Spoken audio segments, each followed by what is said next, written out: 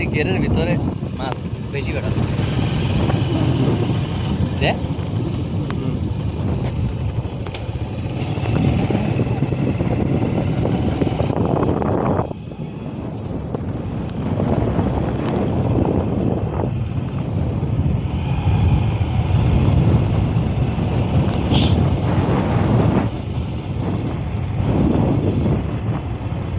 সাফা চলতেছে সাফা হয়নি বুঝছি যে কি পরিমাণে মাছ খাইছে